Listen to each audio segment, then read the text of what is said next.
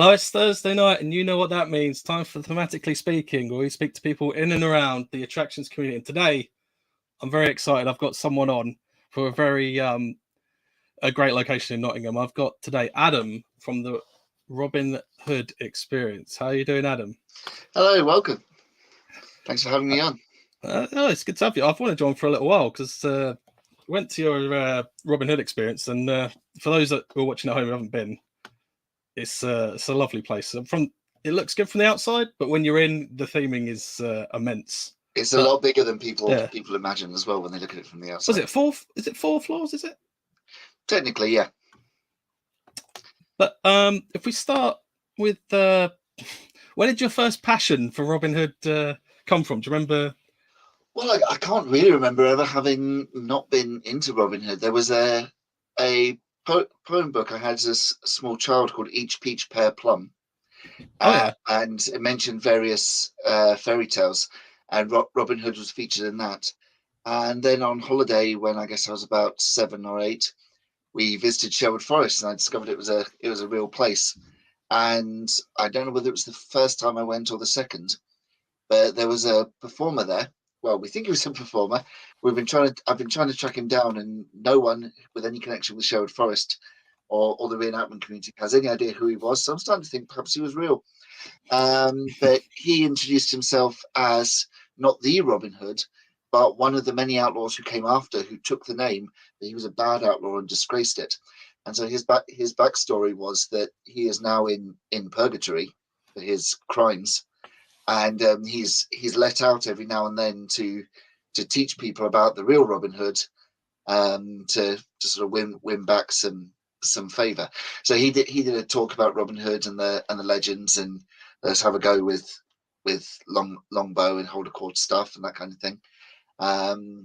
And yeah, so ever since then, it's been a real passion of mine. And from there, how did you start the Robin Hood Experience? I was involved with it from the beginning. Yes, it wasn't actually I didn't own it right at the beginning. But the chap who did, he likes to set things up and then sort of move on.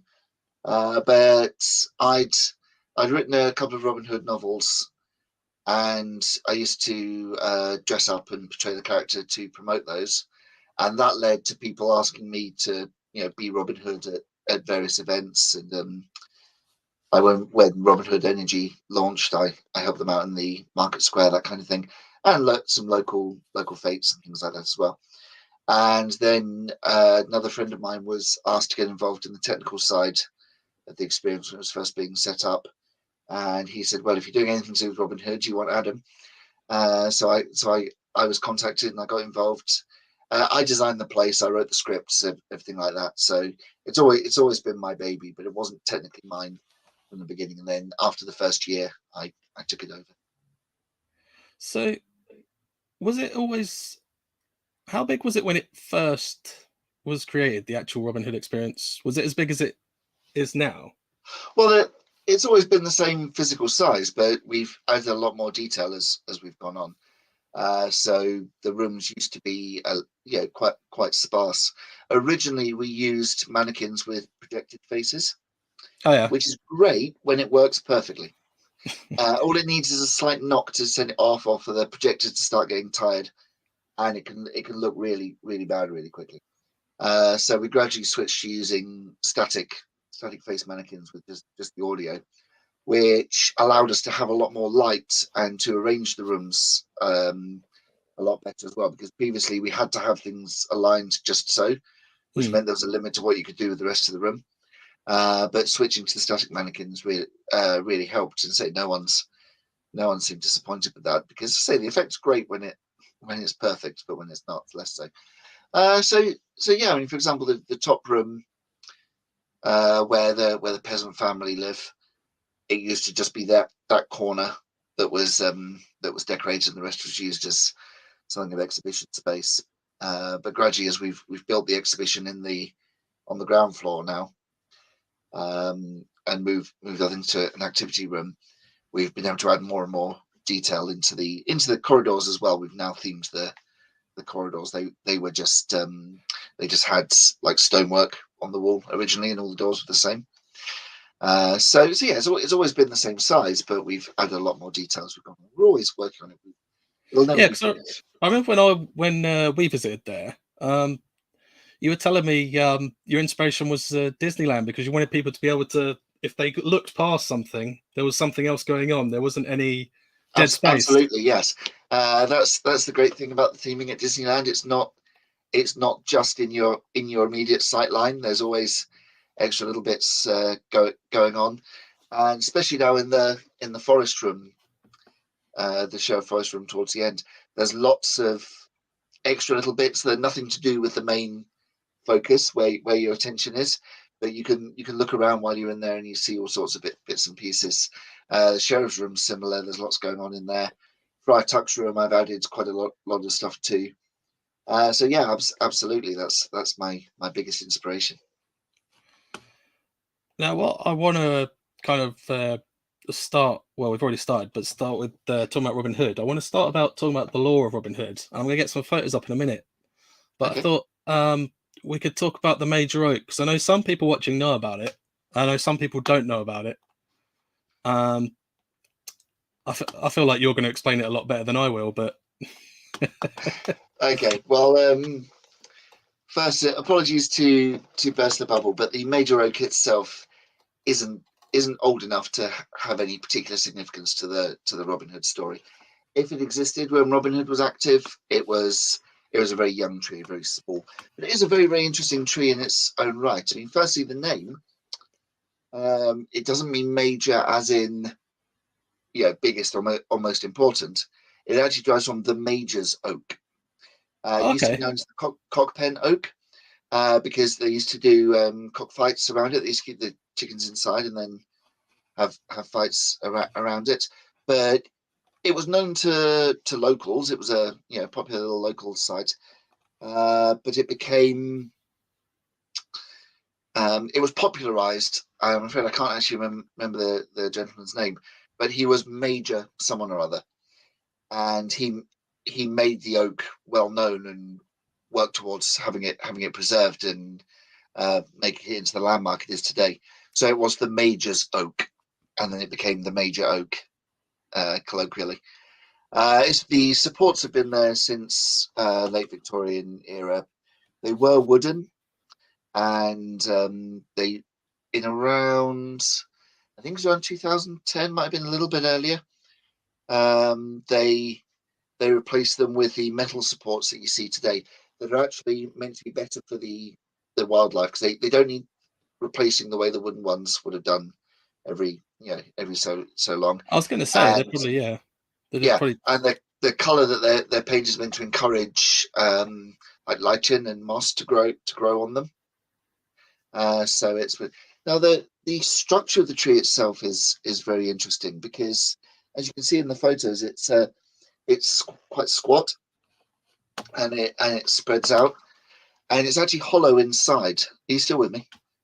yeah. It's just having problems with the camera, but if carry on. Oh, okay, sorry. Yeah, so it's hollow on the inside, but it doesn't seem to have actually rotted away. That's its natural shape. And there's various different theories as to why it is the shape it is, but the most plausible one and the one that I like best is that when it started growing, it was actually three trees, so like a squirrel's stash of acorns, and three little oak trees grew up together and got twisted around each other and fused as they were growing, and so became their unusual shape. Because an oak tree would normally be very tall and straight, which is why they were very popular for construction. So used in making ship masts, church pillars. You'll often see oak trees. So to have a sort of dumpy, broad oak like that is unusual. So, what was the? Is there much truth to the lore behind Robin Hood using it to go inside? And until a couple of months ago, it was physically possible to get inside it.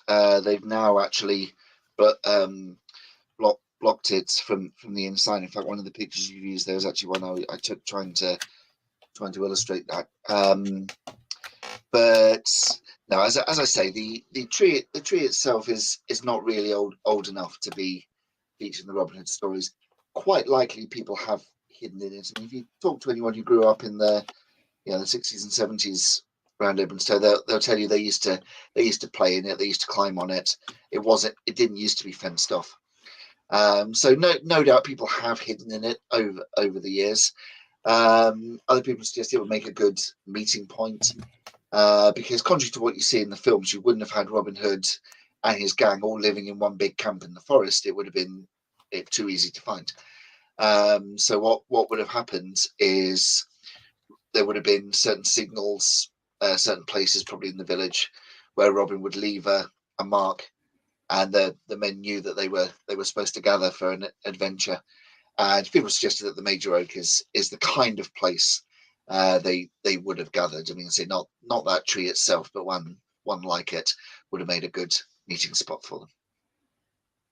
But of course, because it is an interesting tree in Sherwood Forest, people want to connect it with the Robin Hood legend. So yes, the story is he would hide inside it from the sheriff. But unfortunately, that's just a bit of later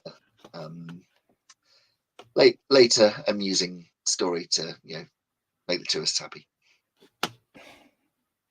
Oh no, Coast Chicken's asking if Robin Hood was real. I don't really want to go down that route. Well, what answer do you want? Coastal Chicken, the answer is that most of the stories are broadly true, but they're not all about the same person. So Robin Hood was a name used by a number of outlaws and assigned to a number of outlaws over a roughly 500-year period. I think the stories are about 5 different people. Some people say 2. I mean, if you watch the Tony Robinson documentary, in Search of Heroes, I believe it's called, he identifies 2 real Robin Hoods. Another historian I know says there were 15, but I think 5 is a fairly plausible number.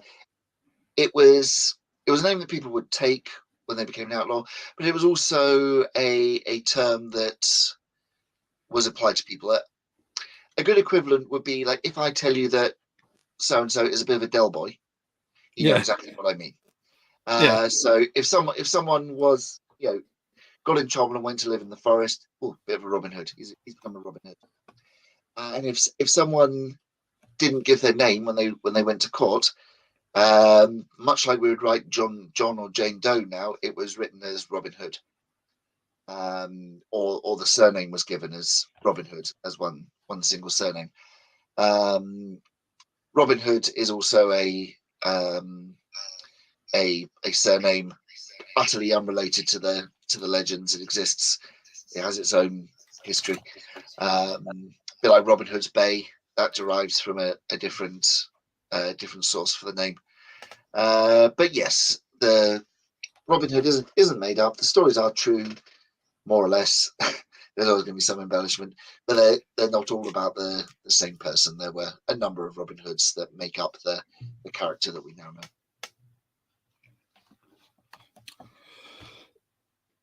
So, do we want to talk about?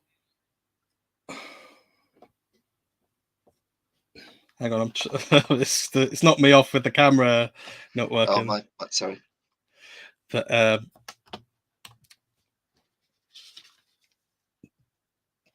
do we want to talk about your Robin Hood collection memorabilia? Absolutely, yes. We have what we believe to be the largest collection of Robin Hood memorabilia on public display anywhere in the world. There might be private collectors with a larger collection, although that would be challenging. But we believe it is the largest one on display anywhere in the world. We've got toys dating back to the 30s and 40s. We've got some movie props, a couple of things from the Russell Crowe movie, some background stunt props from there. We've got modern memorabilia. We've got Lego set from the 80s. We've got action figures from the 2010 series and the complete collection of action figures from the Prince of Thieves line. We got all sorts of things in there. We've got a big part of the Disney collection. We've got a lot of memorabilia related to the Richard Green television series from the 1960s, the one with the famous theme tune.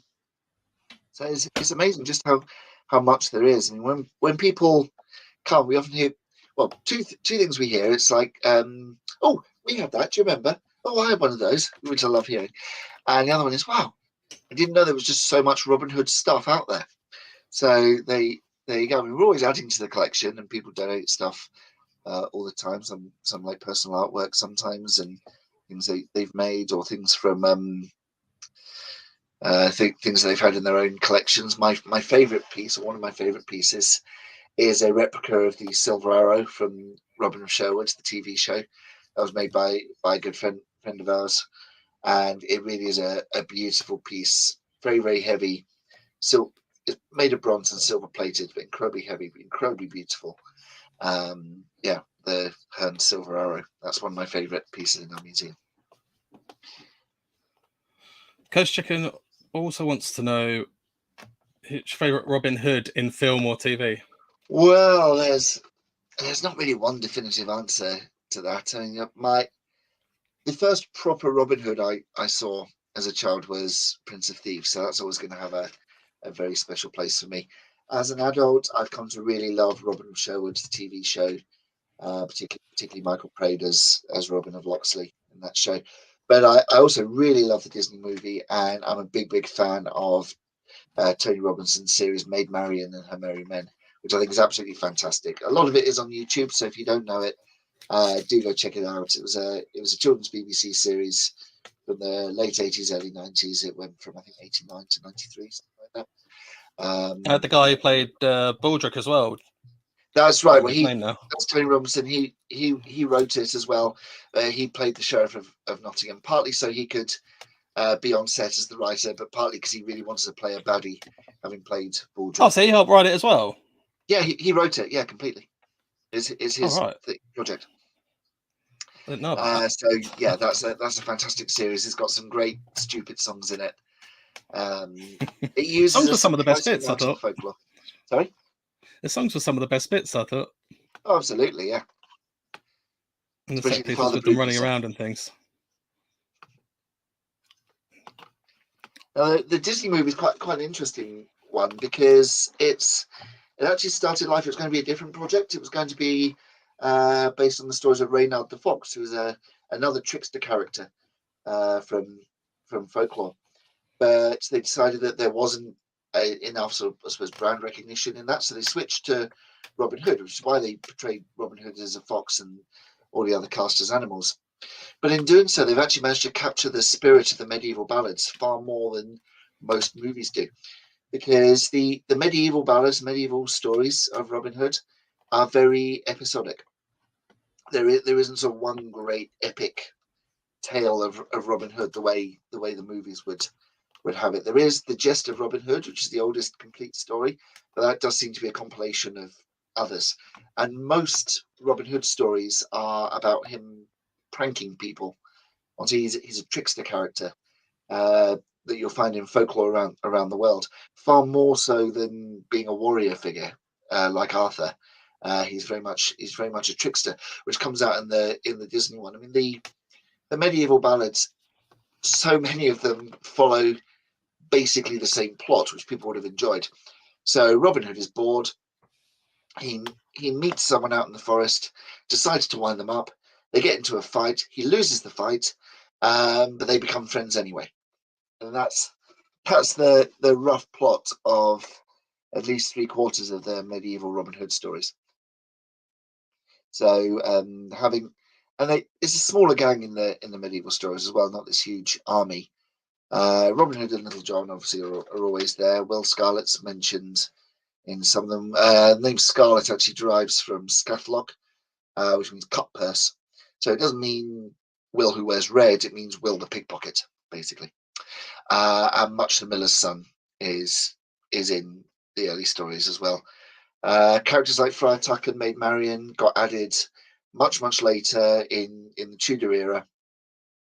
And at that point, Marian was much more of a sort of pantomime dame figure, portrayed by usually a big, muscular young man in over-the-top makeup who would go around flirting with the with the audience and that kind of thing, much like a pantomime dame would today.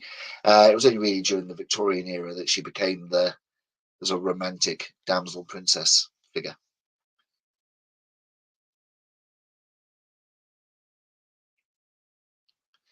So yeah, what you're seeing here now on the screen is our activity room. We have a lot of stuff going on in there. We have costumes that people can dress up with. We have toys. We have wanted posters. You can see the one on the right there. I like to share some of the best ones when they come up on Facebook. Some of the most amusing. One of the best ones recently was asking people to hold her foot. So, you have to wonder. Murder and crimes was one. Rabbit-related activities. That was the suspicious one. So you get some great.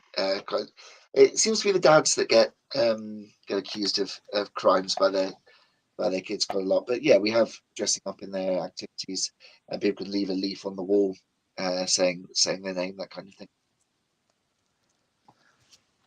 Let's see what else we've got here. Do I have a favourite soundtrack from the films? I'm just seeing that question come up. Yeah. Well, I think the films-wise, the Disney movie does have the best songs. I mean, most of them I can sing along to all the time. I do love the Clannad music from Robin of Sherwood. I think that's very, very beautiful, and I enjoy listening to that kind of thing in general. But as I said, if you look up the songs from Maid Marian and Her Merry Men, they are absolutely fantastic. Many of them are sung by Danny John Jules, who also played the cat in Red Dwarf. Yeah, so you recognize him from different things. But most of them are sort of pastiche songs, and they're absolutely fantastic. Now I see the pictures that you've got up on screen there. Yeah. That was a fun afternoon. A lady came by and said, "Oh, in about an hour, I'm the photographer for a wedding, and they're going to be coming by. They'd love to have some pictures with Robin Hood if that could be arranged." So yeah, they came by. I think yes, we put them in the pillory, and yeah, just a little bit of extra fun added to their wedding day. And I was sent physical, nicely printed, framed physical copies of those photos as well. So that's rather fun thing to have. How busy do those gallows get? Sorry? How busy do the gallows get? The pillory. Yeah, pillory. Sorry. Gallows is something that you would hang someone on. Pillory, yeah, very, very popular. Again, it seems to be the dads that often end up in there. Also very popular with stag parties who seem to like to do unpleasant things to their friends. But we won't go into too much detail there. But yes, they're immensely popular. They've actually become quite a landmark. We've had more than one group come by, given like an orienteering task or an I spy around Nottingham, and a picture in our pillory has become one of the things that people are told to look for. Do I go to any conventions too? I have done in the past. We been to Nottingham Comic Con, that kind of thing. We've also been involved in lots of community events. So the Beer and Cider Festival, when that was at the castle, we got involved in that. We've been to the Robin Hood Festival, but sort of like not as their official Robin Hood and team, because they have their own. But we've been there. Yeah, basically any sort of community event where we're welcome, we've been along to. So yeah, not that many conventions, things like that. But yeah, we definitely have been to community events.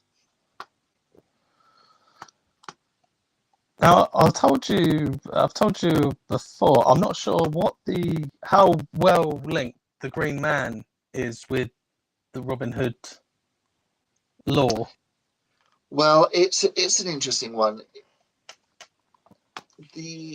Let's say the Robin Hood we have today, it actually draws on several different strains of history and folklore. So people try and sort of search for like who was the original Robin Hood. As I said, there were several people that went by the name. actually believe that the name existed in folklore, like in fiction, but before real people started using it. So one of the possible derivations is Robin of the Wood. You also you've got the tradition of Puck, Robin Goodfellow, so Robin Good, Robin Hood. So the element of being a trickster and a master of disguise and living in the forest, that very much comes from Green Man traditions, Green Man and forest spirit traditions, fairy folklore going back. In fact, our modern Robin Hood and our modern Santa Claus have quite a lot of common ancestors when you go back far enough. They actually draw very much on the same folklore. In fact, Robin Hood and Santa, in one sense, could be seen as two aspects of the same figure. You got the Oak King for the summer and the Holly King for the winter. Both descendants, if you like, of the Green Man, both aspects of the Green Man. So yes, a lot of the lore around Robin Hood does come from Green Man legends. You've also got the historical side, the real criminals' adventures to the out of their exploits to the stories. Stacy's asking another question. When next conventions? Well, so we haven't got anything planned at the moment. So the experience is open every weekend at the moment through the winter. We try to be open every day during the school holidays, and we're open more during the busier months. But at the moment, because it's quite quiet, we've just gone to only opening at the weekends. But yeah, we're off and around. We are indeed a Blue Peter badge attraction. So if you're a Blue Peter badge winner, you can come in for free. Last year in October, we decided just to have a bit of fun. Bear is my little John, and he's also a Hagrid cosplayer. So he came as Hagrid, and I fancied being a Ghostbuster. How did you first meet? I put together that costume. I wore it to go and see the new movie as well. So it was fun to have another excuse to wear that. So that was all good fun. That was just a little bit of silliness we did. And we do always try to have a pumpkin in the window. Usually called something suitable like Percival or like. When did you first meet Bear? Well, I believe you have a photo of the first time he came in. He is from the area originally, and then he moved away. And he came back up on a visit and heard about us and wanted to pop in and yeah, there he is. Is that the photo? Yeah. By the way, that on the left, that's the Robin Hood that I was talking about earlier. And he put together sort of closet cosplay of Little John and just wanted to come and introduce himself. And after that, he started doing some sort of special events with us and that kind of thing, and gradually became one of the team. And now an absolute fixture of the team. So did he have a very similar? What's the word I'm looking for here? Introduction to Robin Hood when he was very young.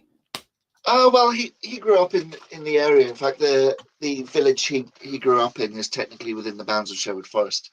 So whereas I grew up near London, and I moved to the area because of my love for Robin Hood. It's been something he's grown up with all the time. Coastal Chicken, yes. I was interested to see it. Very much is still a thing.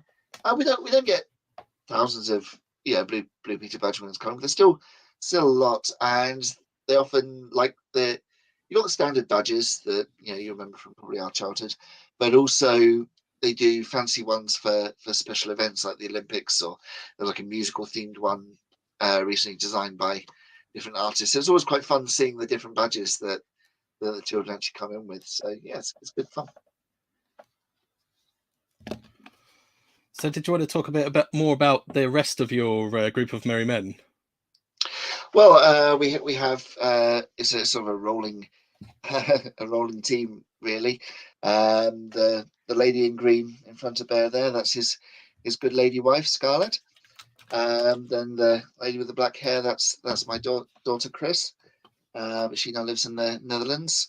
And then you have Lizette, who is our maid Marion, but she's She's now back in Denmark, her native Denmark. She was a Viking Maid Marian. So yeah, this particular photo was taken in was it maybe 3 years ago?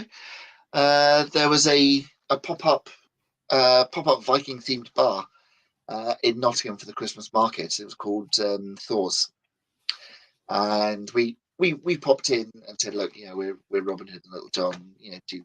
Do you want to do we'll come and have some photos there and for some free drinks, and yeah, so we went along. We had a great evening there, sampling their different things. We tried the food they're offering as well. We had several visits back afterwards after this official one, but yeah, the whole team went along in costume. It was a great evening, and we hope to see them back in Nottingham again. Obviously, they couldn't come back last year, but yeah, it's called Thor's TP, and they are a pop-up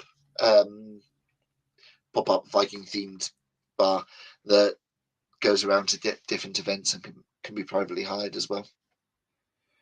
So I've had a couple more questions come in since that.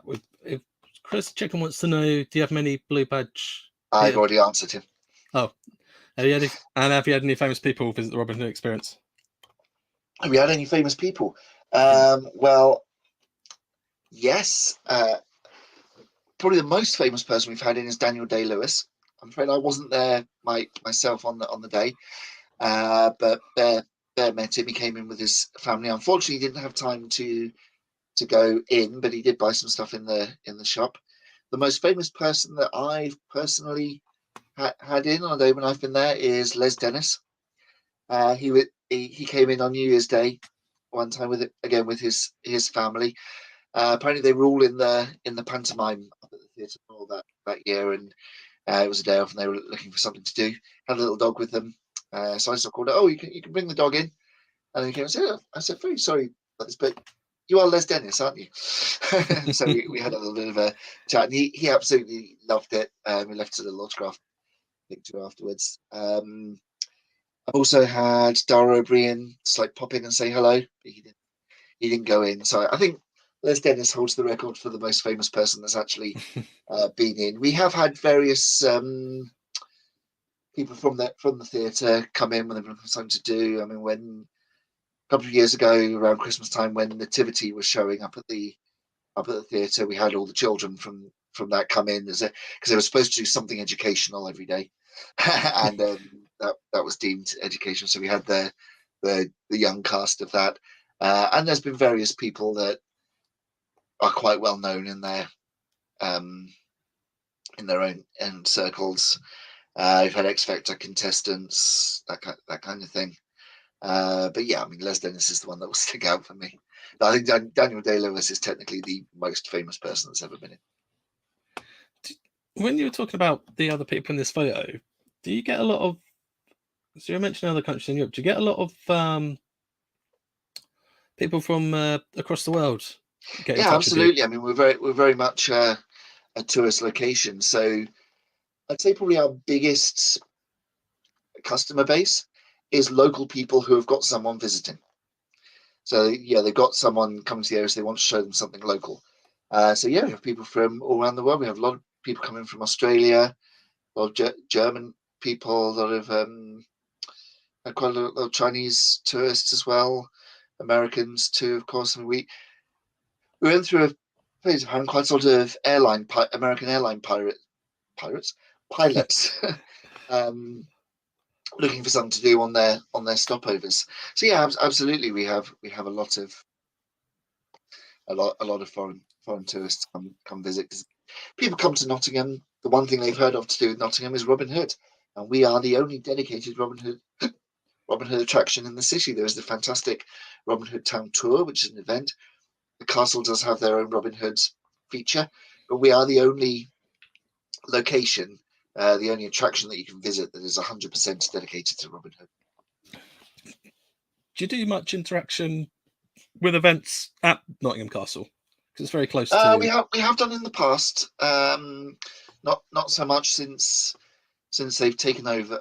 Since the reopening, a lot of that is down to they have quite a high turnover of staff at the moment. So yeah, we'll have a conversation with one events manager, and by the time the events actually happen, someone else is in that role.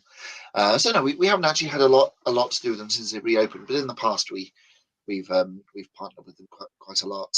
Also, the National Justice Museum, formerly known as the Galleries of Justice, which is which was the seat of the Sheriff of Nottingham. That's where he would have been based rather than the castle.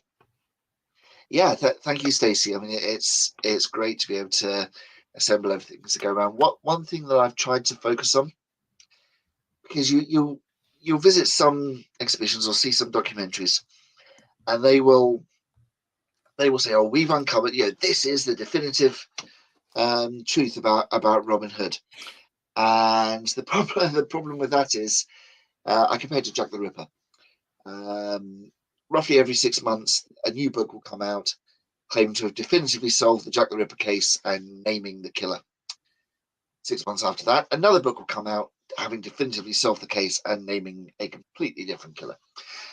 So you kind of really pin it down. And Robin Hood is very much like that. As I say, it's an amalgam of different sources. So if you do visit or read our guidebook and you look around and read the information boards that I've written, I very much tried to give all the theories, all the ideas, all the possibilities, and left people to make up their own mind rather than saying, yeah, this is the case. So it could be this, or could be this, or could be a combination of all of the above.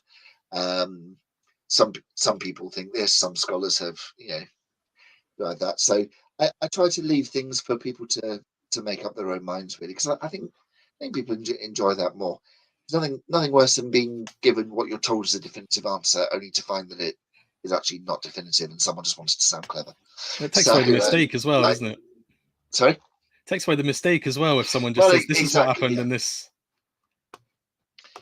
I mean, the really wonderful thing about Robin Hood is that ultimately he is a concept, an idea, rather than any one individual. So basically, he's whatever you need him to be, and you can find sources to back up whatever Robin Hood is to you. You're probably not wrong, and that's the great thing about it.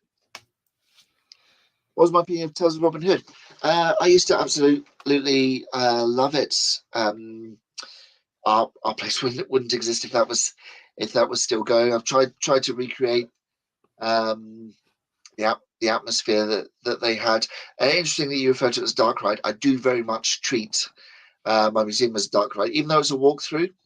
I use, I approach it with a dark ride mentality, and I've watched lots of documentaries, read up lots of things about the creations of some of the most famous dark rides.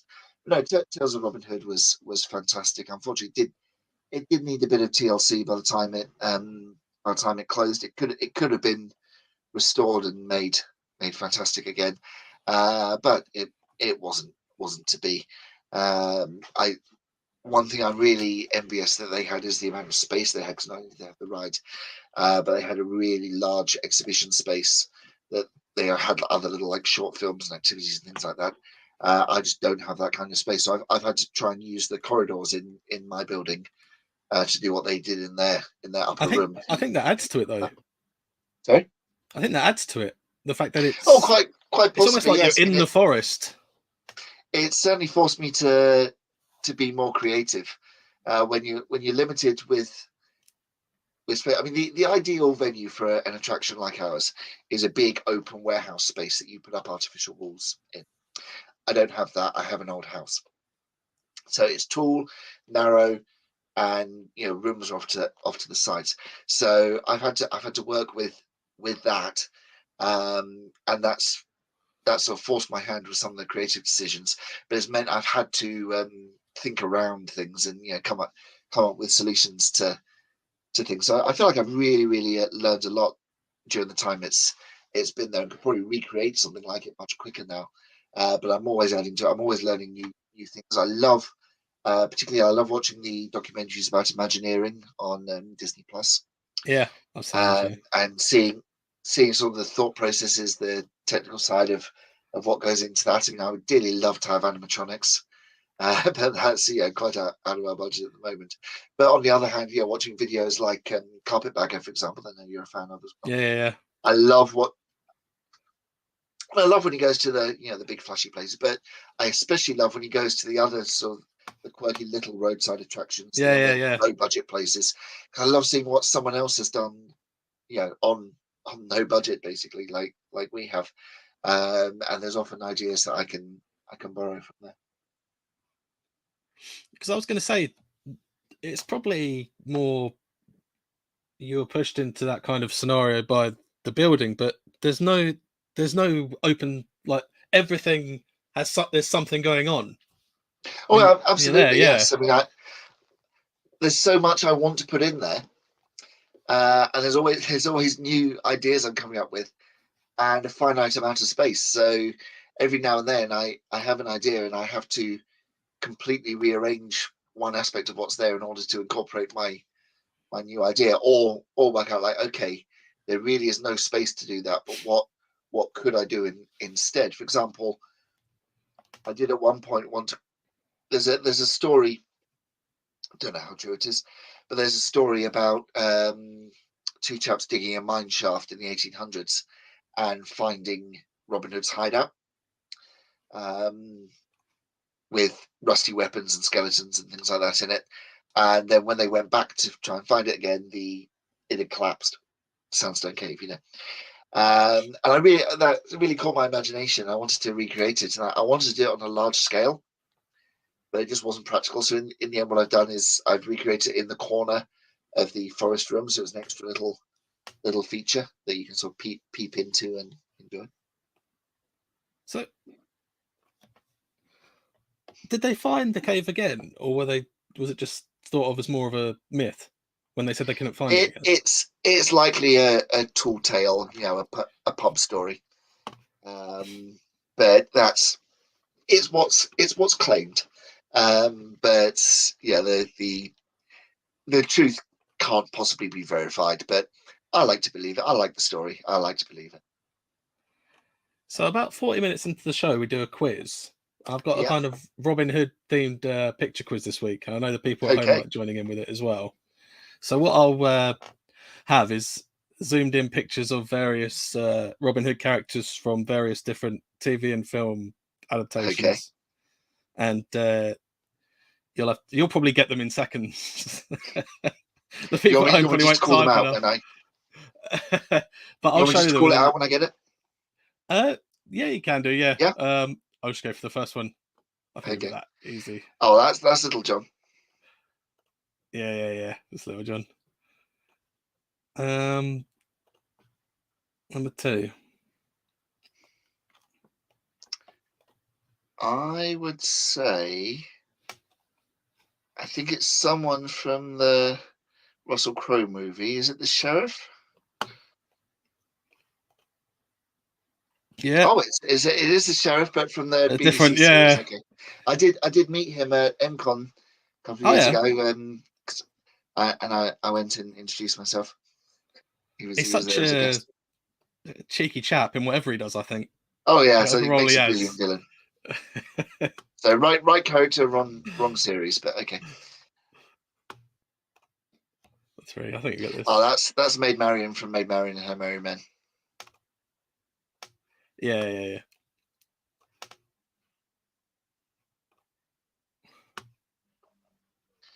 That's Jonas Armstrong as Robin Hood.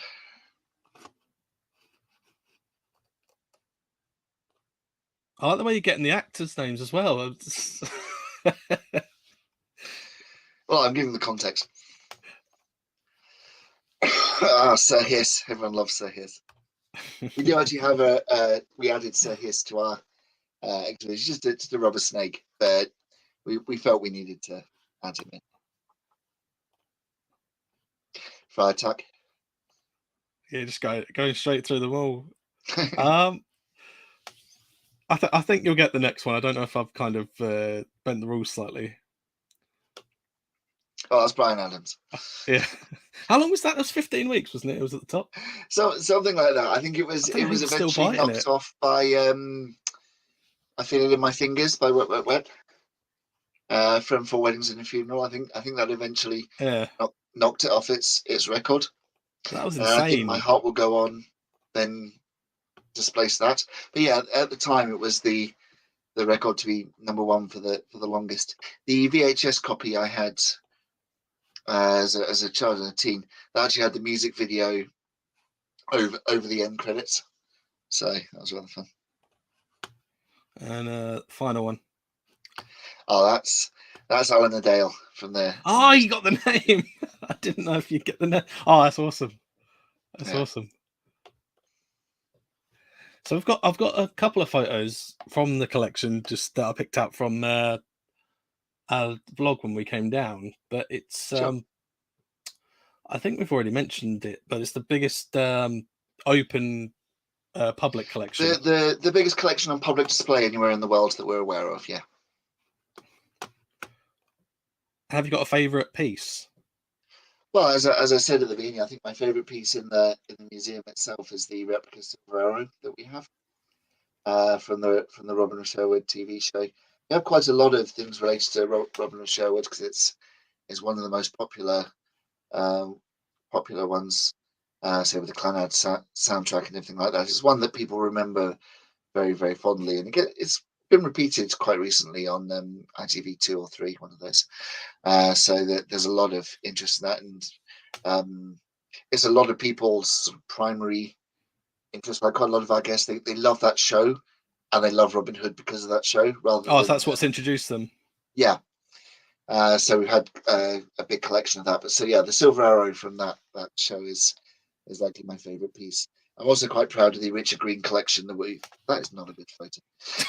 The Richard Green collection we've managed to compile. My dad says he's the proper Robin Hood, Richard Green.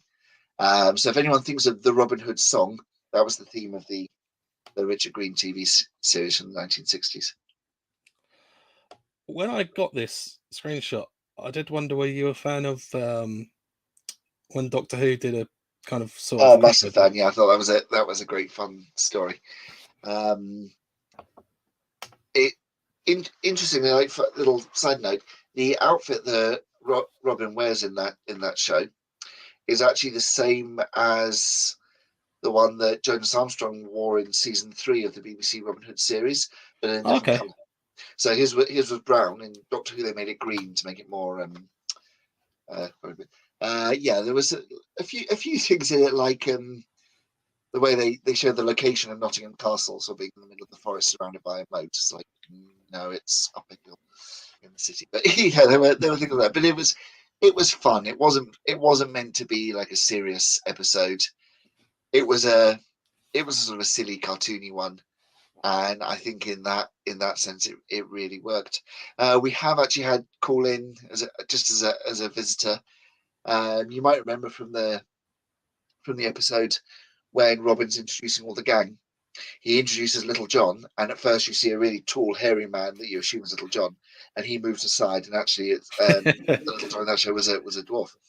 But the chap who was mistaken for Little John, his name is Matthew Dale, and he's actually come to visit as a guest in the past. Oh, that's really cool. There's pictures of him in our pillory. I don't know. I don't think they're on our Facebook at the moment, but I have seen pictures of him in our pillory. And I've showed this earlier, but we didn't go into detail about this. That was taken at Nottingham Castle. It was a day. I think it was late January, early February.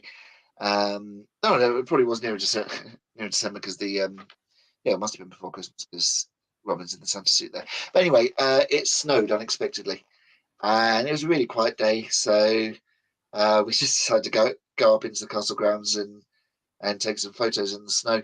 So that was good fun. We got some really nice shots, and that one kind of had to be done, I thought.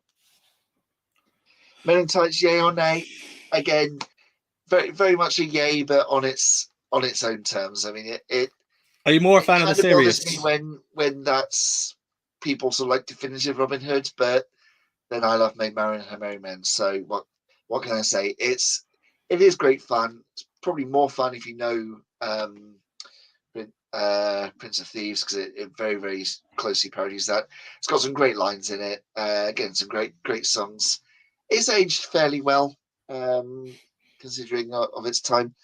We do make references to it throughout some of the information boards, because it is one that's very popular with people. A lot of people have a lot of affection for it. So yeah, I give it a yay, a conditional yay. How about that? So, do you ever do events kind of in conjunction with Nottingham Castle? Is it, or do you just I stay say separate we from have that? done it in the past. So we went up to the beer festival as guests of one of the what's the word? One of the exhibitors, one of the breweries that had a tent there. We went up as their guests a couple of years. So we've also been up to the Robin Hood pageant there. I was in one of the shows briefly during the Robin Hood pageant one year. So yeah, we've done things in the past. So we haven't really done much since they reopened, but that's largely due to them sort of like finding their feet and getting settled with their new teams and everything like that. Because recently there has been a lot of staff turnover. So we our collaborations tend to sort of like fall through the cracks with them, but we're definitely open to collaborating with them in the future. But I was also going to mention briefly about. I got lost in what you were saying. Did you hang on? This is one of the pictures. So, do we want to go into more about? I know you've got Halloween there, but have you got any? Obviously, Christmas. Do you do things as well and across the year? We don't tend to do special events. We tend to sort of like theme the window a little bit. Christmas time, see where the pumpkin is there. At Christmas time, we put a little tree there. We have put a Christmas tree up in the forest room before, and we put paper chains up in the shop. Halloween is more one where we have done full on special events, completely retheme the experience. We did an interactive spooky one with live actors one time. But generally speaking, the thing is when people come, we get some repeat visitors, of course, but a lot of people are just visiting Nottingham as a one-off, and they come to us. So we try to keep it fairly consistent. We don't do any sort of dramatic rethemings. I mean, I know in Disneyland for the Christmas season, they completely retheme the Haunted Mansion to Nightmare Before Christmas. But we don't really want to do anything like that, because we want people to be able to experience it whenever they come. And we've done things in the past, like one February half term, I think it was. We put deliberately incongruous things in the rooms for people to spot. Like one of the sheriff's guards had a pink sun hat on, and Freitag had a package of crisps. Things like that for people to spot. And at Easter time, we've hidden colourful eggs around that people can count. But I mean, it's usually like an additional thing on top of the standard thing. We don't tend to take much out. So it's only been Halloween that we've done very, very specific theming overlays, and that tends to only be for one day. But they're fun to come up with. Do you find do the adults get involved much in? Because when you go around, people that haven't been there, you can kind of have a clipboard with some questions on that you find out around the attraction. Do the adults? Adults are often more into that than the younger visitors, honestly. Oh, right. And the adults absolutely love dressing up in the forest room, taking pictures and things like that. So yes, very, very, very much the adults like to. I thought to get involved. the dungeon room was quite fun with the different. Oh yeah, Was with it the the weapons on the helmets and table? weapons Yeah. that you can try and things like that, and the different torture devices you can see. So yes, I like to think there's something for everyone. I mean, when people ask, like, is it for children? I'd say it's child friendly. It's not child focused. We get plenty of people come that are just adult groups, group couples or other groups of adults.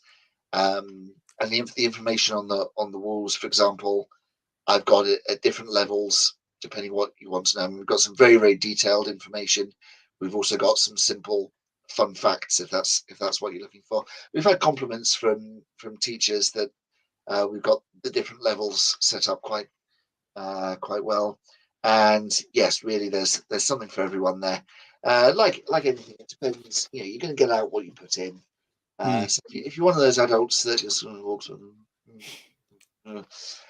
then you're not going to have as much fun as if you're going to be one of the adults who wants to get involved and wants to make the most of it and enjoy themselves. So you definitely get out what you put in, but we do have a lot of adults who absolutely love it. Yes. Do you ever collaborate with the Sherwood Forest? Again, we have done in the past. We've been along to the Robin Hood Festival, that kind of thing. And they seem to very much have their own team at the moment. They've got a fantastic team, actually led by a local primary school teacher. It's called the Sherwood Outlaws, and they're fantastic. They do most of the events there now. They've got the full team. They do a bit of stunt fighting, but they also do a lot of educational stuff. Things like that. So it's great to see, how involved they are. They've got their own pet Facebook page, Sherwood Outlaws. If you want to look them up, they're great. So yeah, we don't tend to do as much with Sherwood Forest. On the other hand, I have personally done stuff in Sherwood Forest. So when you saw the pictures there with the Major Oak, I've been part of short films made there. I've shown groups around that kind of thing when I've been asked, but I don't tend to do anything much sort of like directly for Sherwood Forest. Just with. Yeah, absolutely. I mean, you really have to have a go at the quiz. Now, during lockdown, I actually wrote a third quiz because we had some people that were coming regularly. So we're getting the answers and then. Yeah, exactly. But also there were people that were like bragging how easy the quiz was. So I wrote a really difficult quiz. Did they get any right? Challenge those people. But most people still do get it right, but you have to work a lot harder to find the answers. I was also going to ask about how I don't know if genuine's the right word, but what are your archery skills like? I can do archery well enough to pose like I look like, so I look like I know what I'm doing. I know how to do archery. I'm not especially good at it. You didn't have a go at the castle then? Sorry? You didn't have a go when you were at the castle posing with that Wicker Man Santa? Oh no, that would have been very dangerous. Oh no, not at people, but there's sometimes of archery. No, but just letting my arrows loose because those ones are quite. No, it's something I enjoy, but I don't get a lot of practice. I'm okay. Do you have more than one bow? Well, I've replaced that bow that you saw in the picture. Got broken. I generally replace them as they break.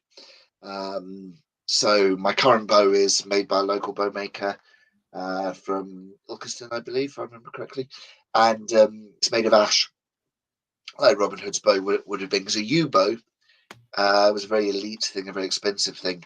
There would have been only a yew bow in medieval times would be sort of equivalent to having a sports car now. Whereas a normal person's bow would have been made of ash. So I'm very happy that my current one is ash because I find that more authentic. Well, as we start to wind down, I'll let people, if anyone wants to put a question in the chat, I'll last question before we go. Is there anything you'd like to say to everyone who's watching before we wind down? Well, just that I hope that you all will come to visit at some point. At the moment, we're open on Saturdays and Sundays. If anything changes, like we do put it on our Facebook page. Our Facebook page is really where you need to be following to get the up-to-date information. October local holidays, we will try to be open every day. It depends on staffing availability and that kind of thing, but we do aim to be open every day during school holidays. But until then, we're just open on Saturdays and Sundays. Thank you, Stacey. Thank you for the heart. Have I ever been at the Robin Hood Ride Sundown Adventureland? No, I haven't, but I have watched videos of it because a friend of mine sent me photos where she's taking her kids on it, and I found various ride-through videos. Yes, I agree. It is fantastically themed. Really nice. I'd love to do something like that. I think it's a good laugh. I like the theming of the whole kind of like lounge that it's in as well. There is a Robin Hood roller coaster at a park called Wallaby. I'm not sure if it's Netherlands or Belgium. I've been when I was visiting the Netherlands, but I have a feeling it's in Belgium, but I might be wrong there. And that's a roller coaster. That's got pretty good theming as well. I was a bit sad that they didn't have merchandise. You know, when you go to Alton Towers or Disneyland, they've got merchandise themed to every ride. They didn't have that at Wallaby, but the ride itself was fun. Oh, well, thank you, Jerry. Thank you for coming. Thank you for watching. Do I like roller coasters? Would you come with our community to ride the roller coaster one day? Sure, why not? Yeah. Well, I want to finish on actually, and I mean this in a complimentary way, but I can't remember the actor's name. But do you remember the program Nightmare? Yes, I do. Yeah. Yeah, that's what you're at the moment. That's what you want me of. Oh, I love that show. He does conventions these days. Various friends of mine of a similar vintage have been really excited to meet him. I don't know his name either, but I know who you mean. Do you ever yes, see? Do you ever meet when you go to conventions or things? Do you ever meet any other people dressed as Robin Hood when you're dressed as Robin Hood? It's only happened once, and that was at the Elf Fancy Fair in the Netherlands. I would say Robin Hood's not generally a character that people would dress as for events like that. I mean, obviously, if I go to the Robin Hood Festival or something, there's people in Robin Hood fancy dress costumes. I was actually my whole team, we were part of an event 3 years ago, and it was at Wallerton Hall. It was a world record attempt to have the most people dressed as Robin Hood in the same place at the same time.